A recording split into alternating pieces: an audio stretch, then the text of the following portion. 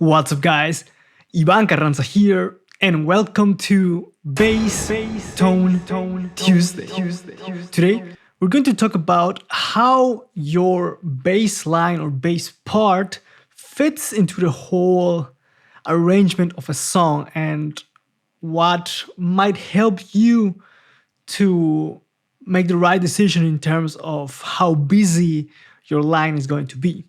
And I got the idea for this video because I was writing a demo for my band Ash Makers, and I had already written the intro, the verse, the chorus, and so forth. I had all the guitar parts already laid down, and I was coming up with the bass or the bass parts. That to me is a bit easier usually because it feels more naturally to write bass parts once the whole song is written. And I was trying a couple of things out, and I was like, okay, you know what? I want to have a verse that's somewhat melodic and has some movement. I didn't want to keep it too simple, and I came up with this line.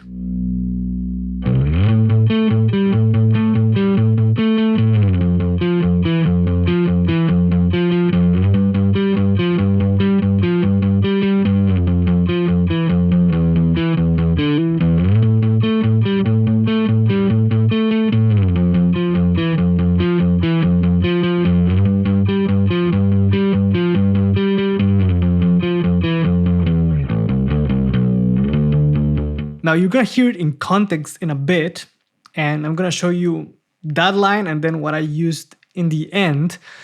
And after writing that, I kept writing the rest of the song and had already the first draft of the demo. And I saved it, exported it, and sent it to our singer. And I also listened it back a couple of times, and I was like, that line in the verse, I really like it, but I feel that the verse feels a bit too chaotic. It's too much going on for my taste, considering that on top of that, you're gonna have a vocal line. So the singer is gonna sing on top of that. So there's gonna be more movement going on in there. And like I said, I listened to it a couple of times and I was like, you know what? Even though I really like this line, let's try something very simple. And I tried just mimicking the kick drum, which usually always works, but that was too simple. The notes were, or the spaces were too big for my taste and for the singer as well. So we decided, you know what? Let's go for this.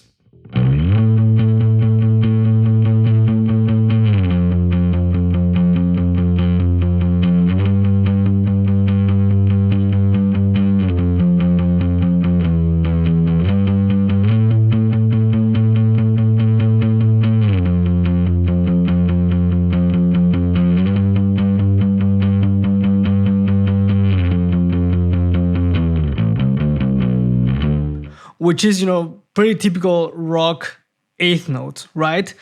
At the beginning, I didn't want to go for that because, like I said, I didn't want it to keep it too simple and just be like, I'm just playing eighth notes the whole time. I tried to be, to make something melodic, but that was what I wanted to do. In the end, though, what matters is how the entire song sounds like. So in your part, what you contribute to the song is just one piece of the puzzle. So even though if you have a simple bass part, but that makes the song sound better, usually that is going to be the best choice to go forward with the writing of the bass line and the whole arrangement. So I'm going to play you both parts side by side with the rest of the instruments so that you can hear how that section sounds like now.